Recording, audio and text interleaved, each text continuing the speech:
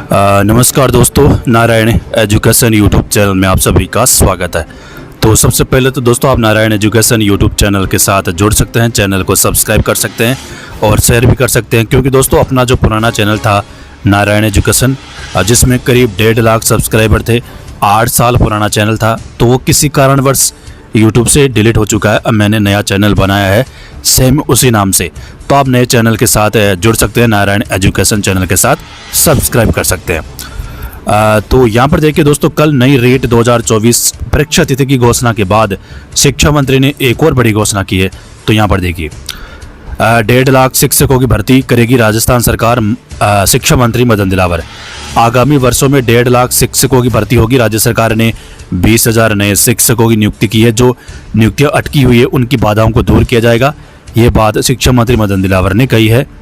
और आगे एक और न्यूज़ आप देखिए, राजस्थान पत्रिका की भास्कर की न्यूज़, शिक्षा मंत्री ने 1.5 लाख शिक्षक भर्ती की घोषणा की।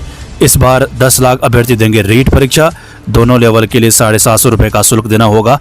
इन नियमों में कोई बदलाव नहीं है। तो हम रीट की बाद में बात करेंगे, पहले हम बात करेंगे 1.5 लाख की भर्तियां कैसे होगी।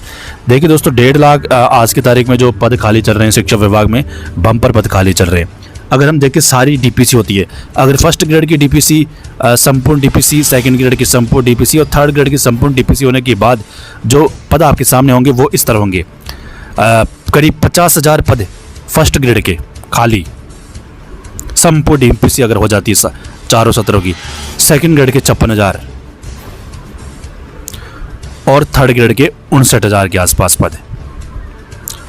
अब इसमें जो थर्ड ग्रेड के जो पद है ना, वो तो सारे के सारे पद सीधी भर्ती के माध्यम से भरे जाते हैं। थर्ड ग्रेड के पद तो यानी नई रीट के माध्यम से भरे जाएंगे सारे पद। 59,000 1.5 लाख में से आप इसमें 1.5 लाख पद आपको आराम से दिख रहे हैं, ठीक है। बाकी ये जो पद है, रीट का मामला क्लियर है। 59,000 जितने भी पद खाली होंगे डीपीसी से, वो सारे के सारे पद सीधी भर्ती के माध्यम से भरे जाते हैं, ठीक है, थर्ड ग्रेड के।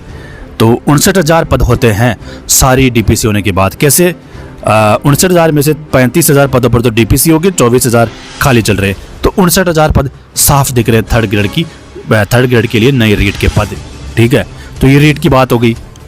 और दूसरी 50,000 फर्स्ट ग्रेड के, सेकंड ग्रेड के 56,000। अब देखिए 50,000 जो सेकंड ग्रेड वाले पद है ना, वो भरेंगे कैसे?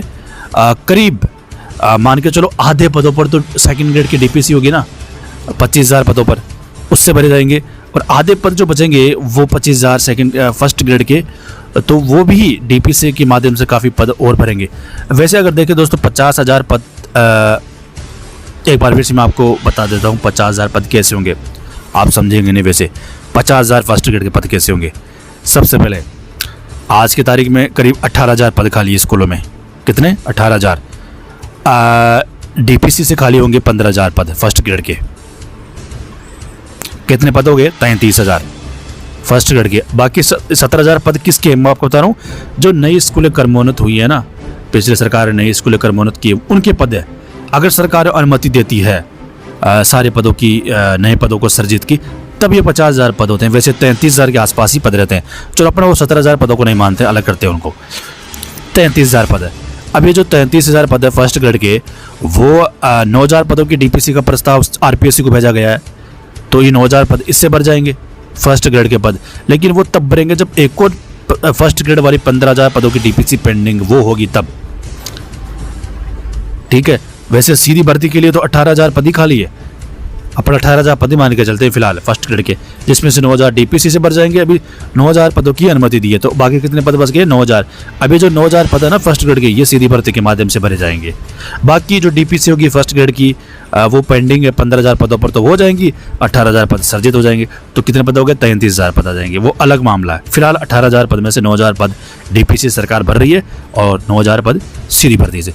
सेकंड ग्रेड का भी मामला ऐसा ही है, 56,000 पदों वाला, ठीक है, जिसमें से 26,000 तो माध्यमिक शिक्षा में खाली है सेकंड ग्रेड की, प्लस 8,500 पद प्रारंभिक शिक्षा में। तो करीब 34,000 पद आप मान के चलो सेकंड ग्रेड के है स्कूलों में, प्लस 9,000 पद ये डीपीसी के सेकंड ग्रेड के तो खाली होंगे ना, फर्स्ट ग्रेड के भरेंगे, सेकंड ग्रेड के खाली होंगे, तो 44,000 पद आप मान के चलो सेकंड ग्रेड के होंगे। अब ये जो 44,000 पद है ना, इसमें से 30,000 से 35,000 आप मान के चलो थर्ड ग्रेड के डीपीसी से पद भरेंगे। बाकी जो पद बचेंगे ना 14 से 15,000 आप मान के चलो, ये फिर सेकंड ग्रेड की सीधी भर्ती के माध्यम से भरे जाएंगे। तो ये सेकंड ग्रेड फर्स्ट ग्रेड का मामला हो गया और रीट का मामला मैंने आपको बता दिया। 1.5 लाख शिक्षकों की भर्ती होगी, शिक्षा मंत्री ने बड़ी बात कही है। तो सारे पद अगर मिला ले 59,000 तो रीट हो जाएगी, 10,000 के आसपास सेकंड ग्रेड और 5 से 6,000 के बीच फर्स्ट ग्रेड हो जाएगी। तो ये 1.5 लाख का मामला हो गया। दूसरी चीज़ यहाँ पर देखिए, रीट आयोजन 20 जनवरी के आसपास हो। कल शिक्षा विभाग के अधिकारियों ने घोषणा की थी सेकंड वीक में जनवरी 2025 में रीट होगा। तो 20 जनवरी जो डेट सामने आ रही है, अभी फाइनल नहीं है, लेकिन 20 जनवरी लग रही है कि 20 जनवरी को एग्जाम होगा।